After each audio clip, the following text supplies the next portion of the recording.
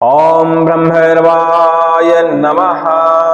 ओम कालाकालाय विद्महे कालातीताय धीमहि तन्नो कालभैरवः प्रचोदयात्। ओम ह्रीं क्लीं छीं ह्रीं ह्रीं ह्रीं ह्रीं। सभी लोगों को जय श्री राम, जय हनुमान जी महाराज की। आज हम आपको भैरव 4 बाण मंत्र का सिद्ध विधि विधान, प्रयोग विधि विधान, कैसे इनको प्रयोग किया जाता है उस संबंध में जानकारी देने वाले हैं।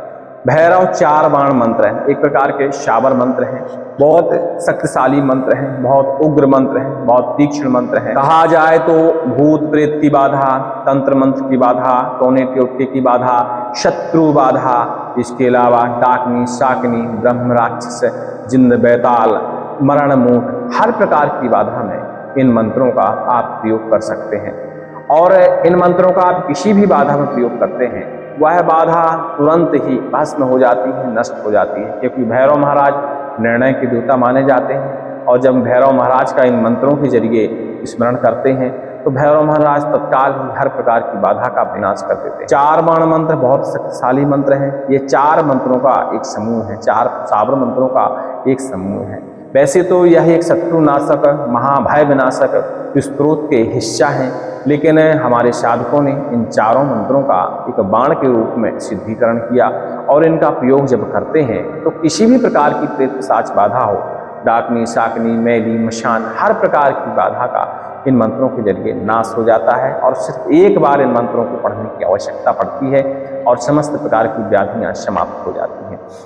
खासकर शत्रु के द्वारा चलाई गई बाधा और शत्रु का घात इन मंत्रों से तत्काल ही रुक जाता है। और कोई शत्रु बार बार प्रताड़ित आपको कर रहा है तो भैरव महाराज इन मंत्रों के साथ उस शत्रु को दंड देना भी शुरू कर देते हैं, जिससे उसकी बुद्धि क्षतविक्षत हो जाती है और हर तरह के शत्रु का विनाश हो जाता है। चलिए इन मंत्रों का हम आपको विधि विधान बताते हैं। वैसे तो इन मंत्रों का कोई खास विधि विधान नहीं है। इन मंत्रों का सिर्फ आपको थोड़ा सा जाप करना है, थोड़ा सा हवन करना है, थोड़ी सी पूजन सामग्री का इस्तेमाल करना है और यह मंत्र अपना चमत्कार दिखाने लगते हैं। जिनके घर में बाधाएं होती हैं, भूत प्रेत बाधा, तंत्र बाधा, चलाई गई बाधा, ऐसे व्यक्ति यदि इन मंत्रों का श्रवण करते हैं तत्काल ही उनके शरीर में एक घबराहट पैदा होती है, या तो उल्टी होती है, रोए तन आते हैं, घबराहट पैदा होती है, कोई ना कोई लक्षण उभर के आ जाता है। तो इन मंत्रों को आप श्रवण कर लीजिएगा। इस वीडियो के रिलीज होने से पहले आपको इन मंत्रों का श्रवण उपलब्ध है हमारे चैनल पे, तो पूरे मन लगा के पहले मंत्रों का श्रवण करिएगा। और जब किसी मंत्र में आपके शरीर में इफेक्ट नजर आए, कुछ असर देखे, तभी मंत्रों की साधना किया करिएगा, तो अति उत्तम रहता है। क्योंकि जब हमारे शरीर में किसी मंत्र का एक्शन नजर आता है तो मंत्र हम ये मान लेना चाहिए कि इसी मंत्र से हमारी सारी व्याधियां समाप्त हो जाएंगी। क्योंकि एक तो मंत्र हर व्यक्ति को असर दिखाते नहीं है, 100 में से 4 व्यक्तियों को असर दिखाते हैं, हर व्यक्ति को अलग अलग मंत्र असर करता है। तो मंत्रों का श्रवण जरूरी होता है। मंत्रों को आप श्रवण कर लिया करिए, भले कम श्रवण करें। हम तो आधा 1 घंटे का मंत्र डालते हैं पूरा, कुछ का 51 बार, कुछ का 108 बार, तो आप कम संख्या में भी उनको श्रवण कर सकते हैं। 10 मिनट, 5 मिनट, आधा घंटा, जो भी आपके पास देखिए समय है, रात्रिकालीन में, दिन में, दोपहर में, जब भी आपके पास खाली समय मिलता है भैरव महाराज का ध्यान करिए और मंत्रों का श्रवण करिए। अब जरूरी नहीं है कि हर मंत्र में आप भैरव महाराज का ध्यान करने लग जाएं। जिस इष्ट का आप मंत्र श्रवण कर रहे हो उस इष्ट का ध्यान करिए। और मंत्र श्रवण करते समय ये भी अपने शरीर में एहसास किया करिए कि सारी बुरी शक्तियाँ, बुरी ऊर्जा हमारे शरीर से, आँखों के माध्यम से, कानों के माध्यम से, मुख के माध्यम से निकल कर दूर जा रही हैं। सारी बुरी शक्तियाँ, सारे तंत्र, सारे प्रकोप, सारी बुरी बाधाएं, नकारात्मक ऊर्जा हमारे शरीर से निकल कर बाहर जा रही है। ऐसा आपको एहसास करना चाहिए मंत्र को श्रवण करते समय और इष्ट का ध्यान करना चाहिए। तो कई लोगों के साथ तो ऐसा होता है कि मंत्र श्रवण करते करते ही उनकी समस्त प्रकार की बाधाएं निकल जाती हैं। लोग मंत्र श्रवण करने के गलत तरीके के कारण उनको फायदा नहीं हो पाता। तो मंत्र को जब श्रवण किया करिए पूर्णतः एकाग्र होकर। यदि बिस्तर में है तो कोई बात नहीं भैया, आप बीमार हैं तो बिस्तर में लेटे लेटे सुनिए, लेकिन ध्यान जरूर करिए। यदि आप स्वस्थ व्यक्ति हैं तो किसी आसन में बैठ जाइए और आसन पर बैठकर ईयरफोन लगा लीजिए, नहीं तो ऐसे लाउड स्पीकर के साथ, लेकिन ध्यान करते हुए इष्ट का तभी मंत्र का श्रवण करिए, आपको उसी क्षण लाभ प्राप्त होगा। चलिए भैरव महाराज के इन मंत्रों का हम आपको एक बार श्रवण कराते हैं। बाकी आपको लंबे समय तक 108 बार श्रवण करना है या 51 टाइम श्रवण करना है तो इससे पहले वाला वीडियो आप देख लीजिएगा। मंत्र का एक बार श्रवण कराने के बाद फिर हम आपको इसकी विधि बताएंगे कि इन मंत्रों को कैसे और इनकी ऊर्जा बढ़ाई जाए और कैसे अपने शरीर में या परोपकार में इन मंत्रों का प्रयोग किया जाए। मंत्र ध्यान से सुनिएगा। मंत्र बहुत लंबे लंबे हैं तो हम प्रयास करेंगे कि डिस्क्रिप्शन में लिख पाएँ। वैसे इतने लंबे मंत्र हैं तो डिस्क्रिप्शन में नहीं लिख पाएंगे, तो इसके लिए आप टेलीग्राम में आ जाइएगा। टेलीग्राम में हम पूरा आपको लिख देंगे। टेलीग्राम में जाने के लिए टेलीग्राम में जाइएगा, संकटना से सर्च करिएगा, वहाँ आपको हमारा चैनल मिल जाएगा और बाकी डिस्क्रिप्शन में आपको लिंक भी हम उपलब्ध करा देंगे, तो डायरेक्ट आप टेलीग्राम पर पहुँच जाएंगे। वहाँ जाके आप लिख दीजिएगा कि भैरव 4 बाण मंत्र की जरूरत है, तो हम वहाँ आपको उनका लेखन उपलब्ध करा देंगे। ओम आम हीम पश्चिम दिशा में सोने का मठ, सोने का किवाड़, सोने का ताला, सोने की कुंजी, सोने का घंटा, सोने की सांकली, पहली सांकली 18 कुल नांग के बांधो, दूसरी सांकली 18 कुल जाति के बांधो, तीसरी सांकली बैरी दुष्टन के बांधो, चौथी सांकली डाकनी शाकनी के बांधो, पांचवी सांकली भूत प्रेत के बांधो, जरती अग्नि बांधो, जरता मशान बांधो, जल बांधो, थल बांधो, बांधो अंबरताई, जहां तहां जाई जही बांधि मंगावो, तेही का बांधि लावो, बाचा चुके उमा सुके श्री बामन वीर ले जाए, सास समुंदर तीर त्रिवाचा, हरो मंत्री श्रो वाचा, ओम ब्रह्मर्वाय नमः। ये पहला बाण हुआ। ओम आम हीम उत्तर दिशा में रूपे का मठ, रूपे का किवाड़, रूपे का ताला, रूपे की कुंजी, रूपे का घंटा, रूपे की सांकली, पहली सांकली 18 कुल नांग को बांधो, दूसरी सांकली 18 कुल जाति के बांधो, दूसरी सांकली बैरी दुष्टन के बांधो, चौथी सांकली डाकनी शाकनी को बांधो, पांचवी सांकली भूत प्रेत को बांधो, जलद अग्नि बांधो, जलद मशान बांधो, जल बांधो, थल बांधो, बांधो अंबरताई, जहां भेजो तहां जाई, जही बांध मंगावो तेही का बांध लावो, बाचा चूके उमा सुके श्री बावन वीर ले जाए, सात समुंदर तीर त्रिवाचा, पुर मंत्र ईश्वरो वाचा, ओम ब्रह्मर्वाय नमः। ये दूसरा बाण हुआ। तीसरा बाण भी सुने। ओम आम हीम पूरब दिशा में तांबे का मठ, तांबे का किवाड़, तांबे का ताला, तांबे की कुंजी, तांबे का घंटा, तांबे की सांकली, पहली सांकली 18 कुल नांग के बांधो, दूसरी सांकली 18 कुल जाति को बांधो, तीसरी सांकली बैरी दुष्टन को बांधो, चौथी सांकली डाकनी शाकनी को बांधो, पांचवी सांकली भूत प्रेत को बांधो, जलत अग्नि बांधो, जलत मशान बांधो, जल बांधो, थल बांधो, बांधो अमरताय, जहां भेजो तहां जाए, जही बांध मंगावो तही बांध ही लाओ, बाचा चूके उमा सुके श्री बामन वीर ले जाए, सात समुंदर तीर त्रिवाचा, पुरो मंत्र ईश्वरो वाचा, ओम ब्रह्मर्वाय नमः। ये तीसरा बाण संपूर्ण हुआ। चौथा बाण सुनेंगे। ओम आम हीम दक्षिण दिशा में अस्थि का मठ, अस्थि का किवाड़, अस्थि का ताला, अस्थि की कुंजी, अस्थि का घंटा, अस्थि की सांकली, पहली सांकली 18 कुल नांग को बांधो, दूसरी सांकली 18 कुल जाति को बांधो, तीसरी सांकली वैरी दुष्टन को बांधो, चौथी सांकली डाकनी शाकनी को बांधो, पांचवी सांकली भूत प्रेत को बांधो, जलत अग्नि बांधो, जलत मशान बांधो, जल बांधो, थल बांधो, बांधो अंबरताई, जहां भेजू तहां जाई, जही बांध मंगावो तेही का बांध लावो, बाचा चूके उमा सुके श्री बामन वीर ले जाए, सात समुंदर तीर त्रिवाचा, पुरो मंत्र ईश्वरो वाचा, ओम ब्रह्मर्वाय नमः। ये चारों बाण संपूर्ण हुए। चारों बाणों को जब आप जाप करेंगे तो चाहें तो इन सिंगल बाणों का भी आप जापन कर सकते हैं और चाहें तो चारों बाण एक साथ जाप करें तो अति उत्तम है। फिर तो शक्ति तो अपरंपार ही मिलेगी और बाधा का पूर्णतया विनाश भी हो जाएगा। मंत्रों को पहले कंठस्थ करना चाहिए और कंठस्थ करने से पहले मंत्रों का श्रवण करना चाहिए, क्योंकि मंत्र श्रवण करने से कुछ न कुछ लक्षण, कुछ न कुछ असर आपको जरूर नजर आएगा। तो श्रवण के लिए पहला वाला वीडियो इससे देख लीजिएगा, आपको श्रवण मिल जाएगा। चलिए इन मंत्रों को पूर्णतः कंठस्थ करिए और फिर इन मंत्रों का सिद्धिकरण करिए। इन मंत्रों का सिद्धिकरण करने के लिए आप भैरव महाराज के मंदिर का उपयोग कर सकते हैं, शिव जी के मंदिर का उपयोग कर सकते हैं, नहीं तो आपके घर में ही कोई एकांत कमरा हो तो उसका भी आप उपयोग कर सकते हैं, जहाँ बच्चों का शोरगुल ना हो, महिलाओं का आवागमन ना हो और आपकी पूजा शांतिपूर्ण पूर्ण हो जाए, तो ऐसी जगह भी आप प्रयोग कर सकते हैं। पूजा करने के लिए सबसे पहले भैरव महाराज का चित्र आपको बाजार से लाना होगा। यदि आपके घर में ही भैरव महाराज हैं तो आप ला सकते हैं, और बटुक भैरव का चित्र यदि सामने रखें तो अति उत्तम है। बटुक भैरव महाराज का जो चित्र है एक पटे के ऊपर स्थापित कर दीजिए। पटे के ऊपर पहले आप काला कपड़ा जरूर बिछाइए। काला कपड़ा बिछाने के बाद भैरव महाराज को स्थापित करें, अपनी पूजा में बैठें। कुछ सामग्रियां हैं, पहले सामग्रियां नहीं बताएंगे, अब हम बताते चलते हैं तो आप नोट करते चलिएगा। सर्वप्रथम भैरव महाराज को गंगा जल से स्नान कराएं, गंगा जल नहीं है तो शुद्ध जल से स्नान करा दीजिए। पंचामृत से स्नान कराइए, उसके बाद फिर गंगा जल से स्नान करा दीजिए या शुद्ध जल से स्नान करा दीजिए। अक्षत, पुष्प, धूप, दीप, नैवेद्य ये सारी चीजें अर्पण कर दीजिए। छोटी मोटी पूजा आप जानते हैं। दीपक जलाइए, भगवान की आरती करिए, इसके बाद अपना आसन ग्रहण करिए। आसन का भी पूजन करिए, आसन का भी इसी तरह पूजन करना होता है। थोड़ा सा कुशा के सहारे, पुष्प के सहारे अपने आसन पर जल छिड़काव करिए, धूप दीप नैवेद्य अक्षत ये सारी चीजें अर्पण करने के बाद आप अपना आसन ग्रहण करिए। रुद्राक्ष की माला का प्रबंध करिए। रुद्राक्ष की माला यदि आपके पास नहीं है तो आप तिल के सहारे भी इन मंत्रों का जाप कर सकते हैं। आप 108 तिल गिनकर रख लीजिए और एक बार मंत्र यदि संपूर्ण होता है तो एक तिल अलग करते जाइएगा किसी पात्र में, तो आपकी संख्या पूरी हो जाएगी। लेकिन रुद्राक्ष की माला से करते हैं तो अति उत्तम है।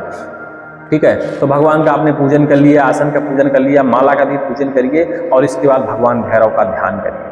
भगवान भैरव से प्रार्थना करिए कि आपके ये मंत्र हैं आधी अधूरी बनी बिगड़ी जो भी हम पूजा कर पाएंगे या जो भी हम कर रहे हैं, इसके बारे में हम नहीं जानते हैं कि हम सही कर रहे हैं गलत कर रहे हैं, लेकिन हम आपका सच्चे मन से सच्ची श्रद्धा से मंत्रों का जाप कर रहे हैं और इसमें आप इतनी शक्ति भर दें कि हमारी परिवार की, हमारे वंश की, कुल की समस्त प्रकार की बाधाएं समाप्त हो जाएं। प्रेतक बाधा, चेतक बाधा, शत्रु बाधा, जो भी बाधाएं हों, ग्रह बाधा, अपने शब्दों में आप भगवान से प्रार्थना करिए और ऐसी प्रार्थना करने के बाद अपने मंत्रों का आप जापन करिए।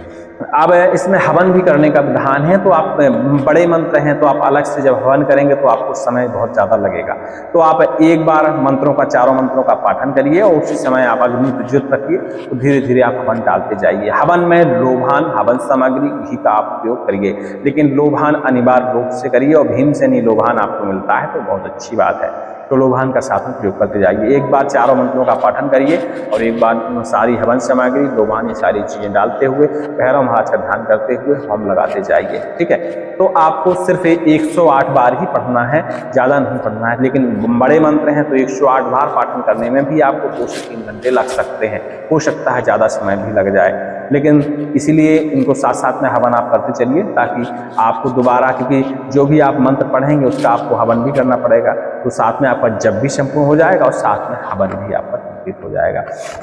हवन कंप्लीट होने के बाद भैरव महाराज से प्रार्थना करिए, धूप दीप आरती जो भी सारी चीजें हैं पूजन विधान करने के बाद अपना आसन के ऊपर जल छिड़क कर जाइए।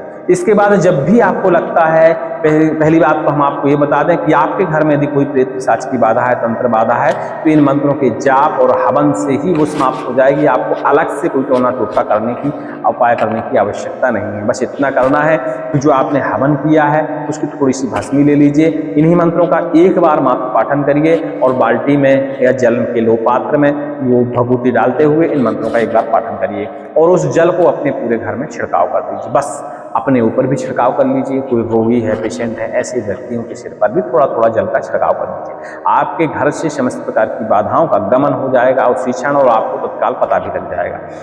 लेकिन यदि किसी दूसरे के ऊपर है कोई बाधा, कोई तंत्र बाधा है, तो उसके लिए थोड़ा सा नियम है, उन नियमों का आप पालन करिए। सर्वप्रथम तो भैरव महाराज का प्रसाद आप जरूर मंगाइए, जैसे एक नारियल हो गया, मीठी वाली पूड़ी बनवा लीजिए, थोड़ी सी अग्नि प्रज्वलित करवा लीजिए, या अपनी इच्छा अनुसार आप प्रसाद वहाँ रख सकते हैं, लेकिन इतना प्रसाद आप ले लीजिएगा, कुछ ना कुछ रख लीजिएगा। नारियल तो अनिवार्य रूप से रख लीजिएगा, थोड़ा सा आप नींबू मंगा लीजिएगा और इन्हीं मंत्रों को पढ़ते हुए कम से कम 7 बार नींबू उतारिएगा। मंत्र एक ही बार आपको चारों पढ़ने, 7 बार नींबू आप उतार लीजिएगा और कोशिश करिएगा कि उल्टा नींबू आप उतार पाएँ तो बहुत अच्छी बात है। और उल्टा नींबू उतारने के बाद नींबू को आप अलग पात्र में रख दीजिएगा, फिर से इन मंत्रों का पाठन करिएगा, जल में फूंक मारिएगा और जल के छींटे चेहरे पे, सिर पे ऐसे लगाइएगा। इतना करते के साथ ही भूत प्रेत बाधाएं समाप्त हो जाती हैं। लेकिन किसी लोहे की सलाई से, लोहे के अस्त्र से, जैसे हसिया हो गया, तलवार हो गया, त्रिशूल हो गया, बाना हो गया, और इनमें से कुछ नहीं है तो आप लोहे की राड भी छोटी सी ले सकते हैं। इन मंत्रों का पाठन करिए और इस तरह झाड़ा लगाइए। कम से कम 21 बार आपका हाथ चलना चाहिए और मंत्र आपको चारों एक ही बार पढ़ना है, तो आप इस तरह पढ़ सकते हैं। इतना करने के साथ ही समस्त प्रकार की बाधाएं समाप्त हो जाएंगी। थोड़ा सा जल को पढ़ के इन्हीं मंत्रों के द्वारा आप जलपान करा सकते हैं। यदि शरीर में किसी प्रकार की नकारात्मक ऊर्जा का वास है तो वह भड़बड़ा के उसी क्षण शरीर से बाहर निकल जाएगी। इन मंत्रों का प्रयोग करना बहुत ही आसान है, कोई अटपटा प्रयोग नहीं करना है। पूजा भी इनकी आसान है, तो आसानी से यह मंत्र कार्य करने लगते हैं। ये अपने आप में ही स्वयं सिद्ध मंत्र हैं, इसलिए इनको ज़्यादा सिद्ध करने की आवश्यकता नहीं है। सिर्फ आप 108 बार पाठन करेंगे और आपका काम संपन्न हो जाएगा। अब बात आती है कि इन मंत्रों का हम पाठन कब करें। कालाष्टमी के दिन इन मंत्रों का आप पाठन कर सकते हैं। और कालाष्टमी दूर है, नहीं मिल पा रही है, तो किसी भी अमावस्या के दिन इन मंत्रों का आप जापन कर सकते हैं। और अमावस्या के अलावा यदि इन मंत्रों का आप नवरात्रों में खासकर अष्टमी, नवमी और दशमी के दिन पाठन करते हैं, जापन करते हैं, तो इन मंत्रों में 10 गुना ज़्यादा शक्ति मिल जाती है। इस तरह हमारे साधकों ने इन मंत्रों का प्रयोग किया है। अलग अलग क्षेत्र में अलग अलग तरीके से लोग मंत्रों की साधना कर सकते हैं, और कई लोग तो इन मंत्रों का पूरा पाठ भी करते हैं, क्योंकि ये बहुत बड़ा पाठ है। उनमें से सिर्फ इन 4 मंत्रों को हमने लिया है, और ये मंत्र जो है भैरव शत्रुनाशक, बटुक भैरव शत्रुनाशक स्तोत्र श्रृंखला से इन मंत्रों को लिया गया है। और इन मंत्रों का जो उद्गम है पीताम्बरा पीठ दतिया से हुआ था, और तब से इन मंत्रों का अलग अलग तरीके से, अलग अलग फार्मूले से इनका प्रयोग होता है। अलग अलग तरीके से लोग सिद्ध करके इन मंत्रों का प्रयोग करते हैं। आप अपने स्तर से विधि में परिवर्तन कर सकते हैं, लेकिन जाप में वही करना है 108 बार, और इसमें कोई परिवर्तन है नहीं यहाँ। लेकिन पूजन सामग्री में आप एक्स्ट्रा घटा बढ़ा सकते हैं।